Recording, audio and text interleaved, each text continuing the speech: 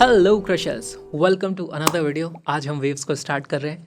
Waves को वैसे हम काफ़ी डिटेल में पढ़ चुके हैं। हमने वेव वेलोसिटी को देखा था, हमने ये देखा था कि किस तरीके से वेव में इक्वेशन लिखी जाती है, पाथ डिफरेंस, फेज डिफरेंस किस तरीके से लिंक किया जाता है, इंटरफेरेंस किस तरीके से होता है, स्टैंडिंग वेव्स किस तरीके से बनती है, हार्मोनिक्स क्या होते हैं, और फिर उसके बाद ये जो इंपॉर्टेंट टॉपिक आता है डॉपलर इफेक्ट, वो भी हमने अच्छे से देख लिया था। अब हम कुछ एडवांस लेवल के क्वेश्चन समझेंगे, एडवांस लेवल में किस तरीके के कॉन्सेप्ट बनाए जा सकते हैं। मेन सारी वही चीज़ होती है, लेकिन फिर भी कुछ बहुत अच्छे अच्छे कॉन्सेप्चुअल क्वेश्चंस को आज हम सॉल्व करने वाले हैं। साथ में हम वेव स्पीड पे बेस पे कुछ एक ये वाला क्वेश्चन भी देख लेंगे, इसमें किस तरीके से वेरिएशन किए जा सकते हैं। और एनर्जी बहुत इंपॉर्टेंट होती है, एनर्जी के बारे में किस तरीके से एनर्जी को लिखा जाता है, एनर्जी को आप विजुलाइज कर पाओ। अगर कोई वेव जा रही है तो उसमें एनर्जी किस तरीके से ट्रांसफर होती है, कहाँ मैक्सिमम मिनिमम बनते हैं, किस तरीके से पोटेंशियल एनर्जी वर्क करती है, काइनेटिक एनर्जी किस तरीके से वर्क करती है, सारी चीज़ें अभी देख लेंगे। स्टार्ट करते हैं वेव स्पीड से। हमारे पास अगर इस तरीके से कोई रस्सी है तो हमारे पास कभी भी जो वेव की स्पीड होती है उसको हम किस तरीके से लिखते हैं, वो होती है √T/μ, जहाँ पे T होती है टेंशन, म्यू होती है लीनियर मास डेंसिटी। अब देखो टेंशन T भी वेरी कर सकती है विद डिस्टेंस। जैसे यहाँ पर अगर मैं बात करूँ, पहली बात तो रस्सी मासलेस नहीं हो सकती, रस्सी मासलेस हो जाएगी तो म्यू की वैल्यू क्या हो जाएगी, म्यू क्या होता है हमारा मास पर यूनिट लेंथ, तो रस्सी का डेफिनेटली कुछ मास है। जैसे जैसे मैं यहाँ से ऊपर जाऊँगा तो मेरे पास रस्सी का वजन भी ऐड होता जाएगा, तो उसके कारण भी यहाँ पर नीचे की तरफ mg लगता जाएगा, हमारे पास टेंशन इधर बढ़ती चली जाएगी। तो यहाँ पे हम देखते हैं कि टेंशन की वैल्यू कांस्टेंट नहीं है। ऐसे में वेलोसिटी हमारे पास अलग अलग आएगी, यहाँ वेलोसिटी कुछ और होगी, यहाँ पे वेलोसिटी ज़्यादा होगी, क्योंकि हम देख रहे हैं यहाँ पर टेंशन ज़्यादा होने वाली है। अब इसको किस तरीके से अप्रोच किया जाता है, वैसे तो हम ये सवाल पहले ही कर चुके हैं, लेकिन मान लो फिर भी यहाँ से अगर मैं x डिस्टेंस पे जाऊँ, अप्रोच देखना, फिर उसके बाद इसके वेरिएशन करेंगे, वहाँ पर आपको इसकी ज़रूरत पड़ेगी। अगर मैं x डिस्टेंस पे जाऊँ तो क्या मैं टेंशन की वैल्यू लिख सकता हूँ? टेंशन की वैल्यू हो जाएगी, देखो ये वाला जो कैपिटल M है वो तो रहेगा ही, साथ में इसका कुछ मास आ जाएगा। इसका मास कितना हो जाएगा भाई, इसकी लीनियर मास डेंसिटी म्यू है, म्यू इंटू एक्स इसका मास हो जाएगा। टोटल मास हो जाएगा हमारे पास कैपिटल M प्लस म्यू एक्स इंटू जी, इतनी हमारे पास टेंशन हो जाएगी। यहाँ से मैं वेलोसिटी लिख दूंगा, वेलोसिटी की वैल्यू आ जाती है √ऑफ capital M G plus mu X G divided by mu. Okay, अब v को आप लिख सकते हो, देखो इसको करने के दो तरीके हो सकते हैं। v को आप लिख दोगे dx/dt, है ना, फिर ये dt को आप दूसरी तरफ ले जाओगे, ये कुछ x का फंक्शन है उसको इस तरफ ले आओगे, दोनों तरफ आप इंटीग्रेट कर सकते हो। भाई x की वैल्यू 0 से टोटल लेंथ l जाने में कितना टाइम लगा, तो लिमिट आ जाएगी 0 से लेकर के t तक, उससे आपको टाइम पीरियड नहीं, टाइम पता चल जाएगा कितना टाइम यहाँ से यहाँ तक जाने में लगने वाला है। या फिर इसी सवाल को देखने की दूसरी अप्रोच, देखो जब भी वेलोसिटी √x या उसके किसी लीनियर फंक्शन के प्रोपोर्शनल आ जाए तो वहाँ पे हमें हमेशा एक चीज़ ट्राई करनी चाहिए। अगर मैं एक्सेलरेशन को लिखता हूँ, acceleration is equal to v/dv/dx, तो ये चीज़ चेक करो यहाँ पे क्या आती है। तो यहाँ पर वेलोसिटी को पहले एज इट इज़ लिख देंगे हम, वेलोसिटी की वैल्यू आ जाती है mg प्लस म्यू एक्स जी अपॉन म्यू, ठीक है, मल्टीप्लाइड बाय dv/dx। अब dv/dx क्या हो जाएगा, इसी को डिफ्रेंशिएट कर देना, तो बेसिकली ये इसकी पावर हाफ लगी हुई है, हाफ आगे चला जाएगा और इसकी पावर में से -1 हो जाएगा, है ना, ये हो जाएगा हाफ और उसकी पावर में -1 आ जाएगा, तो ये √, इस तरीके से आ जाएगा mg प्लस म्यू एक्स जी अपॉन म्यू, ठीक है, मल्टीप्लाइड बाय, फिर अंदर जो टर्म है उसको भी डिफ्रेंशिएट करना पड़ेगा, तो इसका डिफ्रेंशिएशन तो हो जाएगा 0, और ये यहाँ पर मेरे पास क्या है म्यू एक्स जी अपॉन म्यू, तो बेसिकली इसको डिफ्रेंशिएट करोगे तो हमारे पास सिर्फ बच जाती है वैल्यू जी। और यही बहुत इंपॉर्टेंट है, यहाँ पे आप देखोगे कि इसकी वैल्यू आ जाती है g/2। वेरी इंपॉर्टेंट रिजल्ट, हमारे पास म्यू की वैल्यू कुछ भी हो, हाँ 0.1 0.5, उससे इंडिपेंडेंट एक्सेलरेशन आया है, तो जब भी इस तरह की हमारे पास कोई वेव होगी, उसमें रस्सी होगी, उसमें यहाँ पर अगर मैं कोई एक पल्स बना के छोड़ दूँ तो वो ऊपर जाएगी और उसकी वेलोसिटी ऊपर की तरफ बढ़ती जाएगी, ऊपर की तरफ टेंशन बढ़ती है, ऊपर की तरफ वेलोसिटी बढ़ेगी, एक्सेलरेशन की वैल्यू होगी g/2। अब यहाँ पे motion in a straight line की तरह इसको आप ट्रीट कर सकते हो, एक्सेलरेशन की वैल्यू हमें पता चल चुकी है, बहुत तरीके के यहाँ पे वेरिएशन हो सकते हैं, यहाँ से यहाँ तक जाने में टाइम कितना लगा, मिड पॉइंट पे वेलोसिटी कितनी होगी, यहाँ से यहाँ तक जाने में जितना टाइम लगता है उस टाइम इंटरवल के हाफ टाइम इंटरवल में हम कहाँ पर होंगे, यहाँ कहीं होंगे, उस वक्त वेलोसिटी क्या होगी, बहुत सारे वेरिएशन यहाँ पर अब बनाए जा सकते हैं, ठीक है। तो ये एक्सेलरेशन की जो वैल्यू आई है वो आई है g/2 which is constant and independent of mu. अब सेम चीज आपसे पूछी जा सकती है कि भाई हमारे पास जो रस्सी है, एक काम करते हैं, रस्सी में म्यू की जो वैल्यू है उसको हम वेरिएबल बना देते हैं कि लेट से इस पॉइंट पर म्यू की वैल्यू को मैं बोल देता हूं कि वो रही होगी x³। इस तरीके के अगर क्वेश्चन होंगे तो उनको किस तरीके से अप्रोच करना है वो भी देख लेते हैं।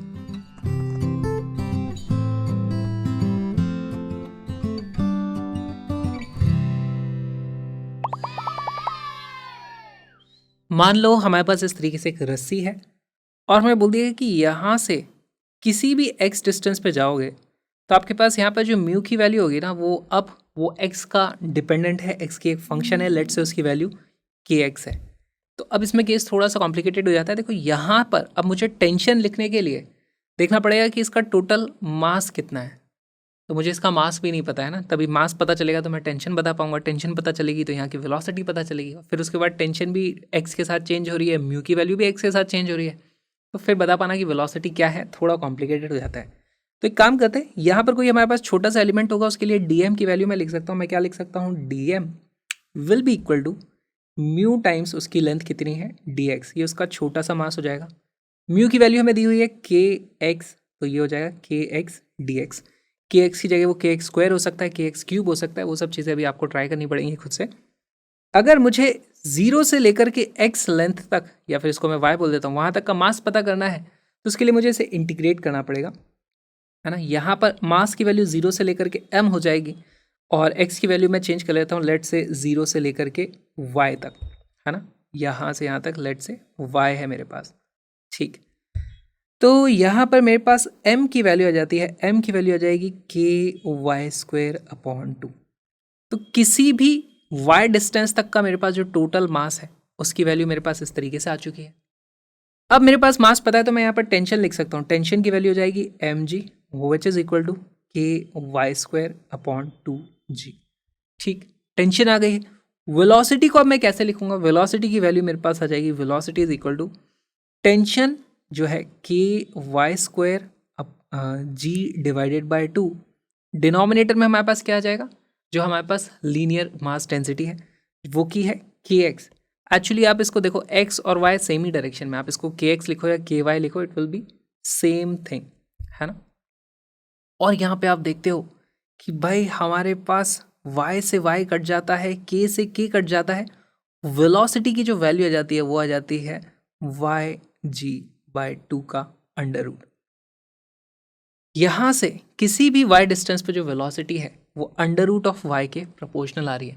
एक्चुअली ये एग्जैक्टली सेम केस हो गया जो अभी हमने पिछली बार देखा था। तो वहाँ पर हमारे पास म्यू की वैल्यू कांस्टेंट थी, तब भी हमारे पास अंडर रूट वाई या फिर अंडर रूट एक्स उस टाइम बोलोगे उसके प्रोपोर्शनल आ रही थी। यहाँ पर भी हमें सेम चीज़ देखने को मिल रही है।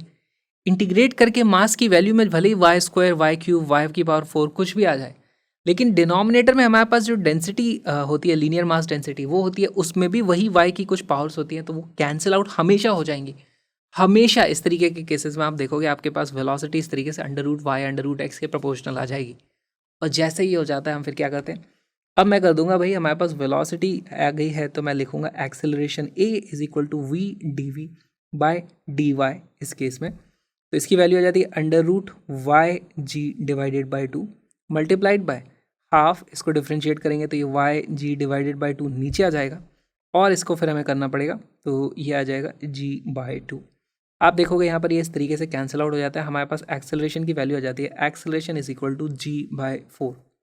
पिछली बार हमारे पास एक्सेलरेशन की वैल्यू कितनी आई थी, g/2, अब की बार आई है g/4।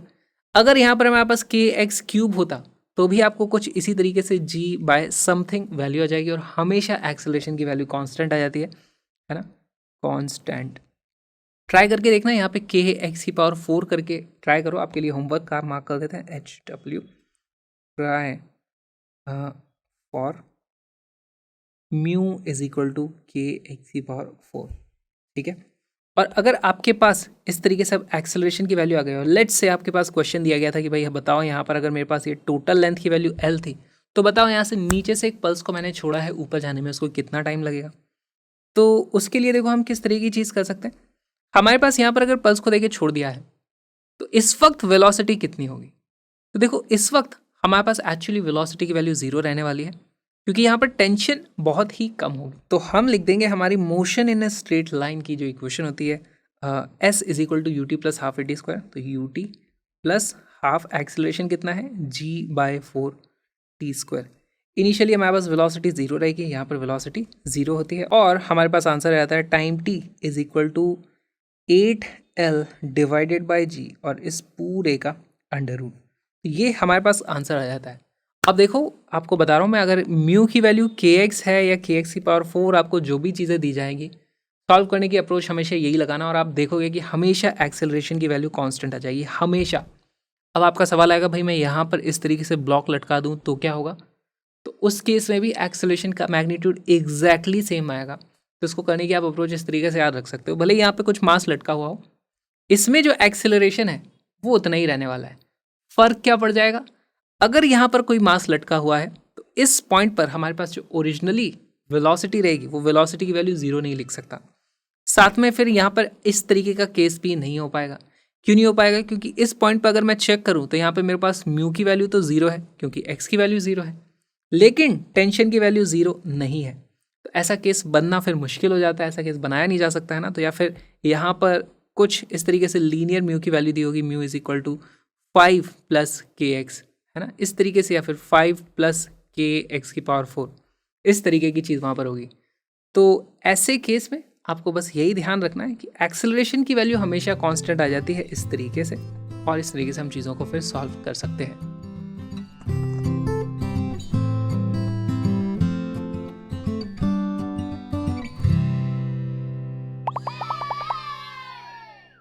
अब हम देखने वाले हैं एनर्जी। तो देखो हमारे पास मान लो पहले एक वेव बना लेते हैं इस तरीके से। ये हमारे पास एक रस्सी है ना, इस रस्सी को मैंने यहाँ पर इस तरीके से मान लो खींच रखा है, इसमें कुछ टेंशन टी है, इसमें अभी कोई वेव प्रोपगेट नहीं हो रही है। तो इसमें ऐसा कोई अभी एनर्जी का प्रोपगेशन वगैरह कुछ हो नहीं रहा होगा। ऑलराइट, इसके बाद हम यहाँ पर एक वेव को इस तरीके से लेके आ जाते हैं। मान लो वो वेव इस तरीके से जा रही है इधर, है ना, इस तरफ जा रही है। तो वेव इस तरफ जा रही है तो पार्टिकल्स हमारे इस तरफ नहीं जा रहे हैं, पार्टिकल्स तो वहीं ऊपर नीचे होते हैं। तो इसमें समझना ये हमारे पास, मान लो यहाँ पे कोई पार्टिकल रहा होगा, वो इस वक्त यहाँ पहुँच चुका है। यहाँ वाला पार्टिकल अभी इस पॉइंट पे यहीं पर है, यहाँ वाला पार्टिकल इस वक्त यहाँ पहुँच चुका है, यहाँ वाला पार्टिकल यहीं पे है। और रस्सी का शेप भी थोड़ा थोड़ा चेंज हो रहा है। जैसे अगर इस वक्त की मैं बात करूँ, यहाँ पर हमारे पास रस्सी का कोई एलिमेंट रहा होगा, मान लो इतना लंबा, है ना, उसकी लेंथ इतनी थी। तो यहाँ पर हम देखते हैं कि टॉप पे भी रस्सी की लेंथ उतनी ही रहती है। लेकिन अगर मैं यहाँ पे बात करूँ इस पॉइंट पे, तो रस्सी ऐसे थी ओरिजिनली, अब वो खींच करके इस तरीके से लंबी हो चुकी है ना। इससे मुझे एक पता चीज चलती है कि यहाँ पर एक्सटेंशन ज़्यादा है, EXTEN। रस्सी जो इतनी बड़ी थी उसी को खींच करके ऐसे लंबा किया गया होगा, है ना। तो हमारे पास एक्सटेंशन यहाँ पर मैक्सिमम देखने को मिलता है। इस पॉइंट पर एक्सटेंशन 0 होगा, extension is equal to 0। Okay, अच्छा, मेरे पास पार्टिकल यहाँ पर जो कोई भी होता है वो SHM करता है, यहाँ वाला पार्टिकल इस तरीके से SHM करता है। ये एक्सट्रीम पॉइंट पर है, एक्सट्रीम पॉइंट पर वेलोसिटी 0 होती है ना। तो यहाँ पर मैं लिख दूंगा V is also equal to 0। ये वाला पार्टिकल भी इस तरीके से SHM कर रहा होगा। इस पर्टिकुलर इंस्टेंट पे वो पार्टिकल अपनी मीन पोजिशन पे है, मीन पोजीशन पे वेलोसिटी भी हमारे पास मैक्सिमम होती है, velocity is equal to maximum. तो अब देखो इस रस्सी में अगर एनर्जी की बात की जाए तो उस पार्टिकल के पास कुछ एनर्जी होगी, काइनेटिक एनर्जी होगी या पोटेंशियल एनर्जी होगी। तो यहाँ पर अगर इसमें एक्सटेंशन भी कुछ नहीं है तो पोटेंशियल एनर्जी 0, और इसमें अगर हमारे पास इसकी वेलोसिटी भी नहीं है तो वो वाली वैल्यू भी 0। एक्सटेंशन जरूर थोड़ा सा हो सकता है क्योंकि जब रस्सी स्ट्रेट थी तभी मान लो मैंने उसको इतनी तेज़ खींचा कि थोड़ी थोड़ी वो पहले से ही खिंची हुई थी, बट पॉइंट इज जितनी भी वो उस टाइम खिंची हुई थी अभी भी वो इतनी खिंची हुई है, इसमें कुछ एक्स्ट्रा एक्सटेंशन नहीं आया है यहाँ पर। तो इसका मतलब हम ये समझ जाएंगे कि भाई यहाँ पर अगर मैं U लिखना चाहूँ, पहली बात तो हम काइनेटिक एनर्जी किस तरीके से लिखते हैं, काइनेटिक एनर्जी की वैल्यू हो जाएगी ½ into DM into V²। DM क्या चीज़ है, इस छोटे से पार्टिकल का जो मास है वो है DM, यहाँ पर इसका जो छोटा सा मास है वो भी होगा DM। छोटे छोटे DM अगर हम लेके चल रहे हैं तो उसको आप इस तरीके से लिखोगे। ओके, ये जो वेलोसिटी है किसकी वेलोसिटी है, ध्यान रखना ये पार्टिकल की वेलोसिटी है, दिस इज पार्टिकल वेलोसिटी। क्या अंतर है पार्टिकल वेलोसिटी और वेव वेलोसिटी में? वेव इस तरफ जा रही है, वो जो जा रही है वो है v of wave. Velocity of wave constant होती है, वेलोसिटी ऑफ पार्टिकल कभी कम कभी ज़्यादा। जब वो मीन पोजीशन पे होता है तो मैक्सिमम वेलोसिटी होती है, जैसे यहाँ पर है, सॉरी पार्टिकल की वेलोसिटी। और जब वो एक्सट्रीम पॉइंट पे होता है तो वहाँ पर उसकी वेलोसिटी जीरो होती है। तो पार्टिकल की ऊपर नीचे वेलोसिटी होती है, वेव की इस दिशा में वेलोसिटी होगी। ठीक है, तो इसी को मैं लिख सकता हूँ, इसकी जो वैल्यू हो जाएगी, देखो ये मेरे पास आ जाती है हाफ। अब यहाँ पर देखो dm को मैं किस तरीके से लिख सकता हूँ, इसकी कुछ लीनियर मास डेंसिटी होगी मल्टीप्लाइड बाय dx। मैं इस तरीके से कर दूंगा, तो dm की जगह लिख दूंगा मैं म्यू टाइम्स dx, इस तरीके से multiplied by velocity of particle. हमारे पास वेव की इक्वेशन क्या होती है, a sine omega T cos के एक्स, इस तरीके की टर्म होती है। उसको आप डिफ्रेंशिएट करोगे y में, तो हमारे पास जो वैल्यू आ जाएगी, देखो वो आ जाएगी a omega cos of omega T minus के एक्स। ए साइन ओमेगा टी माइनस के एक्स को मैं डिफ्रेंशिएट करूंगा तो ए ओमेगा कॉस ओमेगा टी, लेकिन इसका होगा मेरे पास स्क्वायर इस तरीके से। ठीक, अच्छा ये कॉस का एक स्क्वायर वाला फंक्शन आ रहा है मेरे पास, है ना, तो यहाँ पे पहले मैं इसमें स्क्वायर पूरे में लगा देता हूँ। This is a square omega square cos square omega T minus के एक्स। ठीक है, अब इसकी एवरेज काइनेटिक एनर्जी की भी बात कर सकते हैं हम, काइनेटिक एनर्जी एवरेज, तो उसकी जो वैल्यू होगी वो कितनी आ जाएगी। देखो ये म्यू डी एक्स और ये सारी चीज़ें तो चेंज नहीं होंगी, ये ए और ओमेगा भी कांस्टेंट होता है, सिर्फ कॉस का फंक्शन है जो समय के साथ कभी बढ़ता है कभी जीरो होता है, कभी बढ़ता है कभी जीरो होता है। कॉस का स्क्वायर है वो नेगेटिव नहीं हो सकता, सिर्फ कॉस होता तो इसकी एवरेज वैल्यू जीरो आ जाती, लेकिन कॉस का स्क्वायर है, कॉस स्क्वायर की जो एवरेज वैल्यू होती है वो होती है हाफ। ये हाफ है तो यहाँ से हमारे पास इसकी वैल्यू हो जाएगी, this will be equal to 1/4 mu D X into A square omega square. ये हमारे पास काइनेटिक एनर्जी की एवरेज वैल्यू आ गई। पोटेंशियल एनर्जी देखते हैं, हमारे पास पोटेंशियल एनर्जी, पोटेंशियल एनर्जी को कितना लिखा जाएगा, इसको जो लिखा जाता है उसका एक्सप्रेशन आता है हमारे पास half into T into D X into D Y upon D X का स्क्वायर। कहाँ से आया, याद ज़्यादा रखने की हमें ज़रूरत नहीं है। क्या इसको याद रखें, वो भी ज़रूरत नहीं है, क्योंकि एक्चुअली इसका जो मैग्नीट्यूड आता है वो इसी काइनेटिक एनर्जी के बराबर आ जाता है ना। इसका जो मैग्नीट्यूड आता है वो के ई के ही बराबर आता है, एग्जैक्टली बराबर आ जाता है। हम देखते भी हैं जब हमारे पास काइनेटिक एनर्जी मैक्सिमम है तभी पोटेंशियल एनर्जी मैक्सिमम है यहाँ पर, है ना। एक्सटेंशन मैक्सिमम है, इसका क्या मतलब है, इसका मतलब है पोटेंशियल मैक्सिमम हो गया यहाँ पर।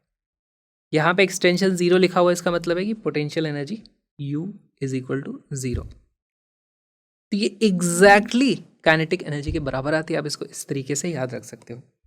ठीक है, ऑलराइट। अच्छा तो पोटेंशियल एनर्जी की भी जो एवरेज वैल्यू आ जाएगी, अगेन वो कितनी आ जाएगी, इसी के बराबर आ जाएगी, है ना। एग्जैक्टली सेम सारा कुछ चल रहा है। यहाँ से हमारे पास इसको भी मैं लिख सकता हूँ 1/4 mu D X A square omega square. Okay, अब हमारे पास एवरेज ऑफ पोटेंशियल एनर्जी, इसको इक्वेट भी कर देते हैं, this is also equal to average of kinetic energy. अब एक बात बताओ, मुझसे अगर पूछा जाए तो ये एवरेज काइनेटिक एनर्जी किस चीज़ के लिए है, तो ये छोटे से dx एलिमेंट के लिए है ना, छोटे से dx एलिमेंट के लिए वैल्यू है। मुझसे पूछा जाए कि एक जो हमारी वेवलेंथ होती है कितनी लंबी है, इतनी, इस वेवलेंथ के लिए टोटल एनर्जी मुझे लिखनी है, तो वो टोटल एनर्जी क्या होगी भाई, इस छोटे से पार्टिकल की कुछ काइनेटिक एनर्जी होगी, पोटेंशियल एनर्जी होगी, फिर अगले की कुछ काइनेटिक होगी, फिर कुछ पोटेंशियल होगी, फिर अगले की कुछ काइनेटिक होगी, फिर पोटेंशियल होगी। उन सभी को ऐड करते जाओ तो जो टोटल एनर्जी बन जाती है वही मेरे पास एक वेवलेंथ बराबर लंबाई में नेट एनर्जी जो होगी वो आ जाएगी। बिल्कुल सही बात है। अब उसकी प्रॉब्लम क्या हो जाती है, कभी वो वैल्यू मैक्सिमम है, जैसे यहाँ पर काइनेटिक एनर्जी पोटेंशियल एनर्जी दोनों मैक्सिमम है, यहाँ पर दोनों की वैल्यू जीरो है, तो इसको इंटीग्रेट करना पड़ेगा, थोड़ी सी दिक्कत आ जाएगी।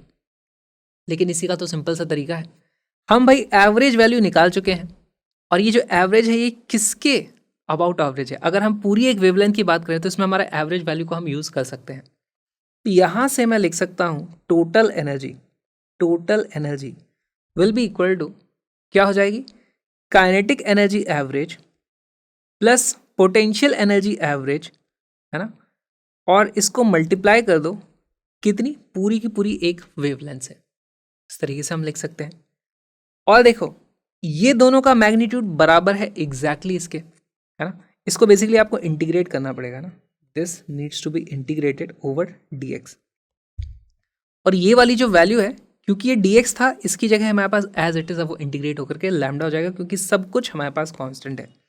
यहाँ से जो वैल्यू आ जाती है वो आ जाती है मेरे पास 1/4 पोटेंशियल का, 1/4 काइनेटिक का, तो वो हो जाएगा 1/2 mu lambda A square omega square.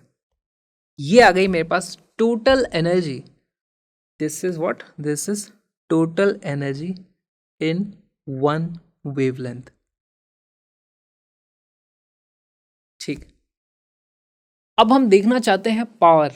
Power का मतलब क्या हुआ, देखो मैंने यहाँ से वेव बना के छोड़ी, ऐसे उधर गई, वो कुछ एनर्जी लेके गई है उधर, ठीक है। और मैंने सिर्फ एक बार बना के नहीं छोड़ी, मैं cut cut cut cut cut यहाँ से बहुत सारी इस तरीके से वेवलेंथ बना बना करके छोड़ता जा रहा हूँ। सारी की सारी पावर उस तरफ जा रही है। एक वेवलेंथ में जो एनर्जी है वो मुझे पता चल चुकी है। अब मैं अगर पता करना चाहता हूँ भाई यहाँ पर कितनी एनर्जी ये रिसीव कर रहा है, तो बहुत ही सिंपल है, एक वेवलेंथ में इतनी एनर्जी आई। अगर मैं पता कर लूँ कि एक सेकंड में कितनी वेवलेंथ्स उधर पहुँच रही हैं, उससे मल्टीप्लाई कर दूंगा तो मुझे पता चल जाएगा कि भाई इधर पावर जो रिसीव हो रही है वो कितनी है। यहाँ से मुझे पता चलता है पावर, उसकी जो वैल्यू आ जाती है वो आ जाती है टोटल एनर्जी पर लेमडा, इसको मल्टीप्लाई कर दो आप फ्रीक्वेंसी से, है ना। फ्रीक्वेंसी यानी कि एक सेकंड में कितनी वेवलेंथ आई थी, वही फ्रीक्वेंसी होती है हमारे पास। इसी की वैल्यू हो जाती है, देखो ये आ जाता है मेरे पास half mu lambda F A square omega square. और अब यहाँ पर हमारे पास देखो v की वैल्यू क्या होती है, v is equal to F lambda होता है, हमारे पास एक फॉर्मूला है ये, तो किसी भी वेव के लिए वैलिड है। यहाँ पर मुझे एफ लेमडा दिखाई दे रहा है, इसी को मैं वेलोसिटी ऑफ वेव से रिप्लेस कर दूंगा और मेरे पास यही फॉर्मूला फिर बन जाता है half mu A square omega square into velocity of wave. ये तो ये बहुत ही इंपॉर्टेंट हमारे पास फॉर्मूला आ गया। This is the power delivered, ठीक है।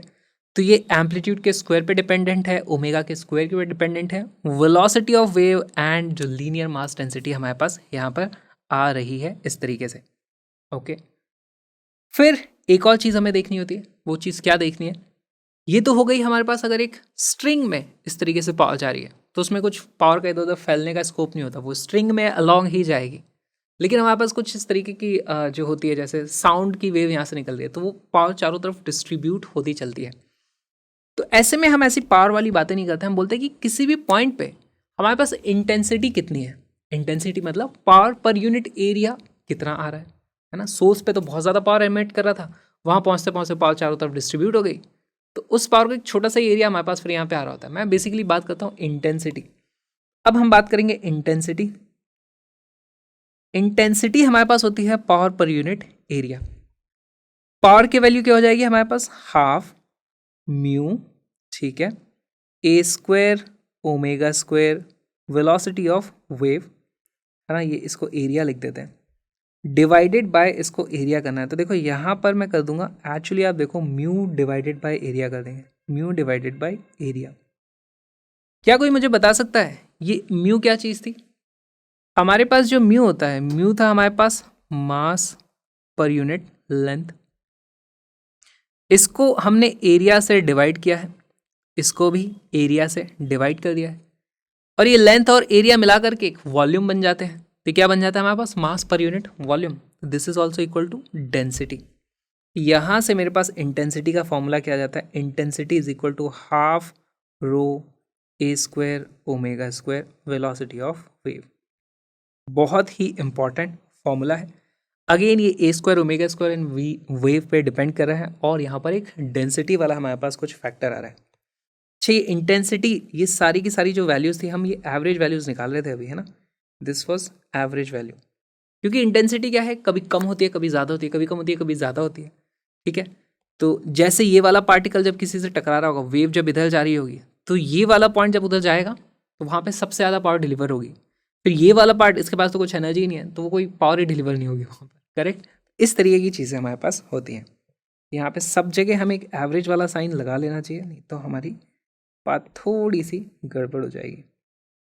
पावर में भी एवरेज लगा दो भाई, दिस इज ऑल्सो एवरेज, ठीक है। तो ये हमारे पास सब कुछ एवरेज ही चल रहा है। ओके, अब इंटेंसिटी भी हमारे पास आ चुकी है, ये सारे फॉर्मूले आपको याद होने चाहिए। अब एक लास्ट चीज़ बचती है भाई, ये जो इंटेंसिटी है इसको समझना है, इसको फील करना। जब मैं एक तरफ से वेव छोड़ता हूँ तो ये पावर इस तरीके से ट्रांसमिट होती है ना, यहाँ से इधर जा रही है, यहाँ से इधर जा रही है, यहाँ से इधर जा रही है, यहाँ से इधर जा रही है। पर कभी कभी क्या होता है, हमारे पास इस तरीके से स्टैंडिंग वेव बन जाती है। स्टैंडिंग वेव क्यों बनती है? एक वेव इधर से जा रही थी, दूसरी वेव उधर से आ रही थी, दोनों की ओमेगा वगैरह सेम है, तो हमारे पास स्टैंडिंग वेव्स बन जाती हैं। और स्टैंडिंग वेव बनेगी, इसमें आप ऐसे फील करो कि इतनी एनर्जी इधर से जा रही थी, सेम वेव हमारे पास आनी चाहिए इस तरफ, तभी स्टैंडिंग वेव बनती है वो। तो उतनी पावर इधर इधर डिलीवर हो रही थी। आप इधर से पावर दे रहे हो, उधर से पावर वापस ले रहे हो, तो नेट हम बोल सकते हैं कि नेट पावर ट्रांसफर कुछ हुआ नहीं, है ना। कोई पावर ट्रांसफर हुआ नहीं, जितनी इधर जाती थी रिफ्लेक्ट होकर के, मान लो दीवारें हैं तो जाती थी, रिफ्लेक्ट होकर वापस आ जाती थी, पावर का ट्रांसफर नहीं होता। लेकिन दूसरा सवाल आता है कि भाई यहाँ पर कुछ पावर एग्जिस्ट जरूर करेगी, है ना, कुछ एनर्जी एग्जिस्ट करेगी जो उस वेव की फॉर्मेट में है। हमारे पास जब भी इस तरीके से स्टैंडिंग वेव बनती है तो हम देखते हैं कि यहाँ पर पार्टिकल ऊपर नीचे ऐसे चम कर रहे हैं, ऊपर नीचे ऐसे चम कर रहे हैं, तो उनकी कुछ एनर्जी तो है। तो वो एनर्जी कहाँ से आई? तो उसको याद रखने का बहुत सिंपल तरीका, एक वेव इधर से जा रही थी, उसकी एवरेज एनर्जी कितनी थी पर वेवलेंथ? हमारे पास ये थी।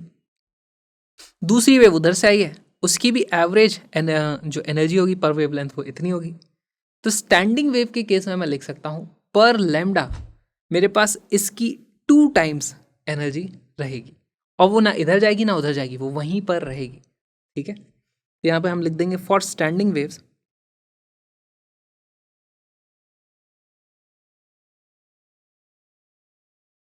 हम लिख सकते हैं एवरेज ऑफ टोटल एनर्जी पर वेवलेंथ, उसकी जो वैल्यू आ जाती है वो आ जाती है, इस पूरे को मल्टीप्लाई कर देना है 2 से, है ना।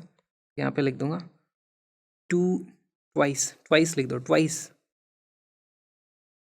इसका मतलब हमारे पास जो वैल्यू आ जाएगी इसमें से हाफ कट जाएगा, सिर्फ वैल्यू बच जाएगी mu lambda A square omega square, है ना।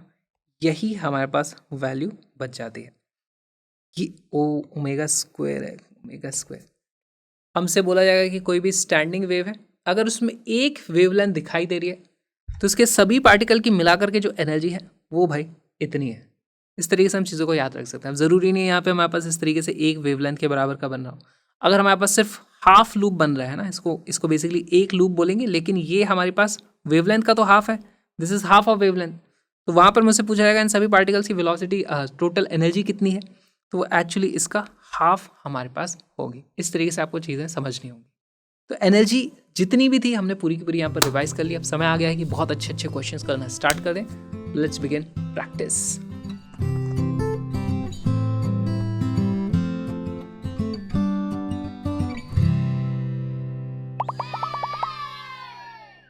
A shock wave is the region of an elevated pressure propagating in the positive direction of the axis at a high velocity v। तो एक shock wave क्या होती है? अचानक से काफ़ी हाई प्रेशर की इस तरीके से वेव मूव कर रही होती है इस तरफ। तो हम देख भी सकते हैं कि भाई इनिशियली प्रेशर P0 रहा होगा सभी जगह, लेकिन समय के साथ साथ हमारे पास एक्स डायरेक्शन में एक ऐसे शॉक वेव जा रही है। जैसे ही वो शॉक वेव क्रॉस करती है, यहाँ का पॉइंट का प्रेशर अचानक से बढ़ करके 2P हो जाएगा। फिर ये वेव आगे जाएगी तो यहाँ का प्रेशर अचानक से बढ़ के 2P0 हो जाएगा ना। तो प्रेशर अचानक से बढ़ जाता है, ये हो जाएगी हमारे पास shock wave. This dependence is plotted in the figure, ठीक है। Determine the velocity U acquired by a wedge of mass m immediately after the shock front passes through it, neglect friction and assume acquired velocity u is much less than v। तो देखो यहाँ पे हो क्या रहा होगा, हमारे पास इस तरीके से एक वेज है ना। तो इस वेज को मैं थोड़ा ठीक से बना देता हूँ यहाँ पे। पहले तो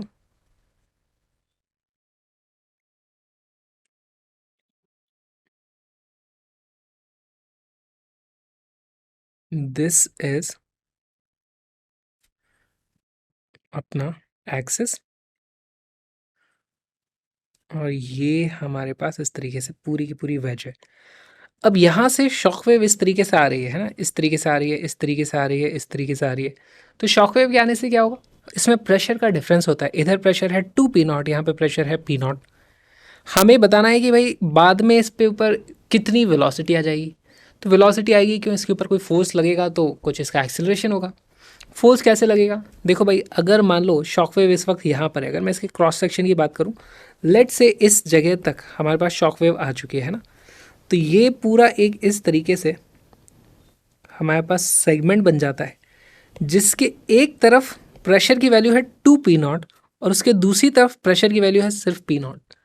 तो यहाँ पे कॉन्सेप्ट ये है कि अगर मैं बात करूँ इस प्रोजेक्टेड एरिया की, तो इसके दूसरी तरफ से ज़्यादा प्रेशर है, इस तरफ इस तरफ कम प्रेशर है, इस तरफ ज़्यादा प्रेशर है, तो नेट फोर्स इस तरफ लग जाएगा।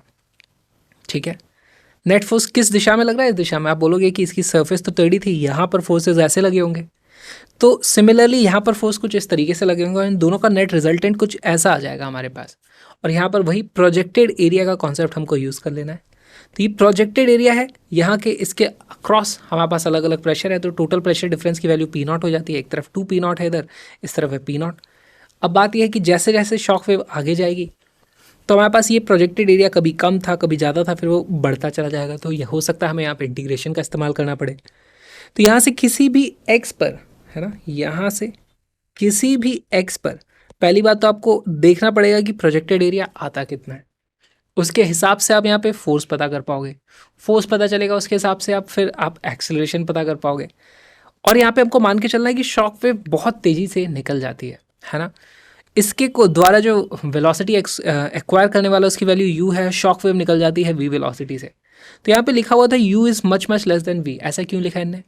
क्योंकि अगर ऐसा नहीं होता तो हमें फिर देखो क्या क्या कंसिडर करना पड़ता है। जैसे जैसे इसके ऊपर फोर्स लगता तो इसकी खुद की कुछ वेलोसिटी आने लगती, इसकी खुद की कुछ वेलोसिटी आने लगती, फिर हमें ये जो कैलकुलेशन करनी पड़ती है ना इस पर, ये भी थोड़ा आगे जा रहा है, तो जब तक शॉक वेव यहाँ पहुँचेगी हो सकता है वेज हमारी यहाँ पे आ जाती, फिर उसके कारण हमें देखना पड़ेगा इसके ऊपर थोड़ा ज़्यादा देर के लिए फोर्स लग रहा होता। तो कैलकुलेशन बहुत कॉम्प्लिकेटेड वहाँ पर हो सकती थी, सॉल्व वो भी की जा सकती है, लेकिन क्वेश्चन में दे दिया तो हमें वो सब चीज़ों को कंसिडर करने की ज़रूरत नहीं है। हम मान सकते हैं भाई ये स्टैटिक था, मतलब इसके रेस्पेक्ट में एकदम से वो आके चली गई, तो आप इसको मान सकते हो इम्पल्सिव फोर्स की तरह, कि थोड़ी देर के लिए हमारे पास वो फोर्स लगा होगा। फोर्स का मैग्नीट्यूड पता करना, ठीक है, फोर्स एक्स का फंक्शन आ जाएगा। एक्स को आप क्या लिख सकते हो? देखो यहाँ से शॉक वेव इस तरीके से गई है v वेलोसिटी से, अगर इसको मैं ओरिजिन मान लूँ तो क्या मैं लिख सकता हूँ x is equal to V times T, correct है ना। इस तरीके की कैलकुलेशन हम कर सकते हैं। फिर आपको पता चल जाएगा फोर्स, है ना, force as a function of time t into dt आप कर दोगे, इंटीग्रेट कर दोगे, तो ये क्या बन जाएगा हमारे पास? ये बन जाएगी impulse which will be change in momentum m into you. तो इसका इनिशियली मोमेंटम 0 था, फाइनली इसका जो भी मोमेंटम आने वाला है, तो बेसिकली इसको आप लिख सकते हो एम यू, सीधे सीधे लिख दोगे मोमेंटम कंजर्वेशन से एम यू। इम्पल्स की तरह हमने इसको ट्रीट कर लिया शॉक वेव को। या फिर आप इसको ऐसे भी देख सकते हो कि भाई हमारे पास कुछ फोर्स लगा होगा, है ना, फोर्स आपने पता कर लिया F as a function of time T, और इसको आप लिख सकते हो this is equal to D V upon D T. ठीक है, यहाँ पर अब आप इसको इंटीग्रेट कर सकते हो, यहाँ से हमारे पास आ जाएगा डी वी को इंटीग्रेट कर देंगे, बेसिकली इसकी जो वेलोसिटी है इसको मैं यू लिख देता हूँ, हमारे पास वेज की जो वेलोसिटी है उसको डी यू लिख देंगे। इंटीग्रल डी यू कर दोगे तो वो क्या आ जाएगा F T into D T. आप इस तरीके से सॉल्व करोगे तो भी आपको सेम रिजल्ट मिलने वाला है ना। एफ टी नहीं आएगा यार, ये एफ बाई एम आ जाएगा। ठीक है, यहाँ पे भी M D U by D T होगा। तो दोनों ही तरीके से आप कर सकते हो। पॉइंट इज आपको पता करना है कि यहाँ पे किसी भी एक्स पर फोर्स कितना लग रहा था, और फिर आप उसको टाइम का फंक्शन बना सकते हो। बहुत ही अच्छा है, दोनों अप्रोच यूज़ कर सकते हो। वीडियो को पॉज करो, सॉल्व करने की कोशिश करो।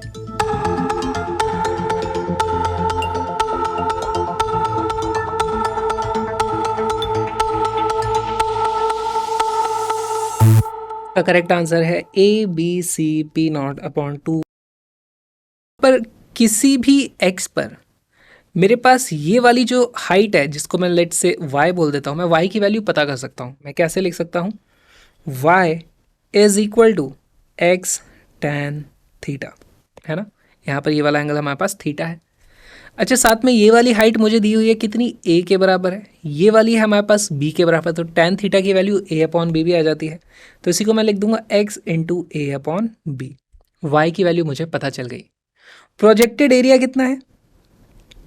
प्रोजेक्टेड एरिया, उसकी वैल्यू है हमारे पास ये y मल्टीप्लाइड बाय ये कितना है, दिस इज c, तो उसकी वैल्यू हो जाएगी cy। तो वो बजाता है हमारा c ए एक्स अपॉन बी।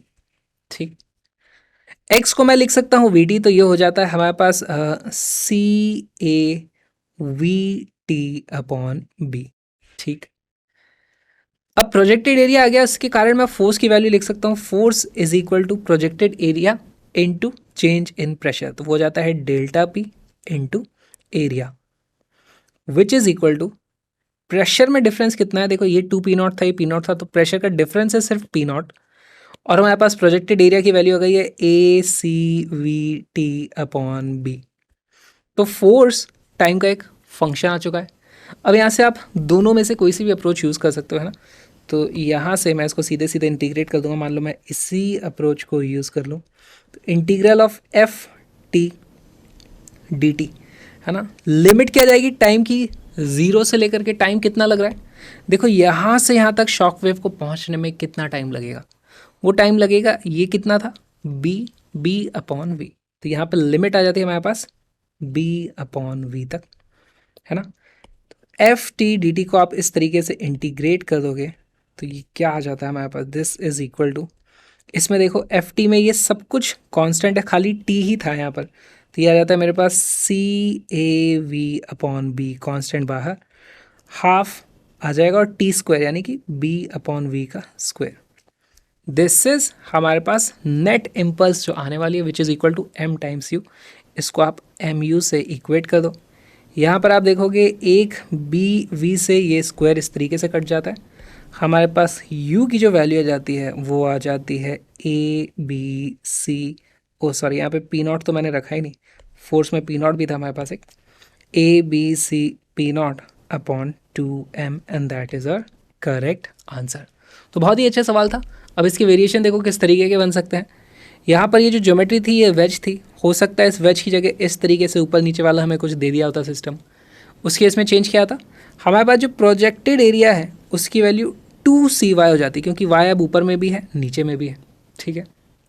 या फिर इसको इस तरीके का शेप दे सकते थे, तो इस केस में हमारे पास जो भी मोमेंटम अभी इस फर्स्ट हाफ में गेन हुआ है उतना ही और इस वाले हाफ में भी गेन हो जाता, तो फिर से आपको और 2 से मल्टीप्लाई करना पड़ता, तो पूरे के पूरे आंसर में आप 4 से मल्टीप्लाई कर देते। इस तरीके से बहुत सारे वेरिएशन यहाँ पे सवाल के बनाए जा सकते हैं। कॉन्सेप्ट यहाँ पे यही था, हमारे पास प्रोजेक्टेड एरिया हमें समझना था, और फिर हमने फोर्स को निकाल लिया, x का फंक्शन, और x है हमारे t का फंक्शन, हमारे पास फोर्स टाइम का फंक्शन आ जाता है।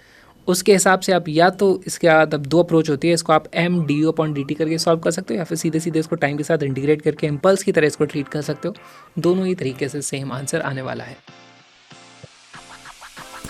ये वीडियो जो अभी आपने देखा एक छोटा सा पार्ट है एक बहुत ही प्यारे से सुंदर से कलरफुल से क्रैश कोर्स का। हमारे 2 क्रैश कोर्स हैं, जेई मंथ और नीट मंथ, जिसमें 11th और 12th दोनों के फिजिक्स के सारे concepts, important but necessary conceptual questions और बहुत सारे अच्छे अच्छे प्रीवियस ईयर्स क्वेश्चंस, उन सभी को मिला दो तो जो बनता है वो है JEE month and NEET month. JEE month में जेई मेन और जेई एडवांस दोनों की तैयारी होती है। नीट मंथ में नीट स्पेसिफिक वीडियोस हैं, लेकिन as a bonus JEE main के वीडियोस भी मिलते हैं, तो आप उनसे भी तैयारी कर सकते हो। ये दोनों ही क्रैश कोर्स पूरी दुनिया के इकलौते कलरफुल क्रैश कोर्स हैं, जहां पर हर एक कॉन्सेप्ट को समझाने के लिए मैंने कस्टम मेड ग्राफिक्स को हाथ से बनाया है। उनका फायदा क्या होता है, आपको कॉन्सेप्ट एक बार में समझ में आ जाता है और ये चीजें याद रहती हैं।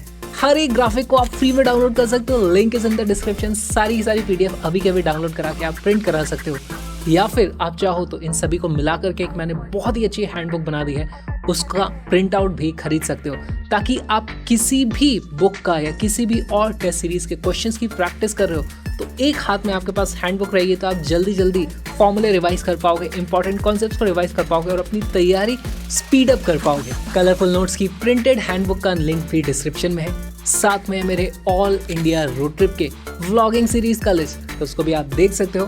बाय द वे सारे के सारे ग्राफिक्स आपका वेट करें, जल्दी से आ जाओ, कलरफुल तरीके से फिजिक्स पढ़ेंगे, सारे कॉन्सेप्ट्स को अच्छे से विजुअलाइज करके समझेंगे। Link is in the description. हम मिलेंगे अगले वीडियो में।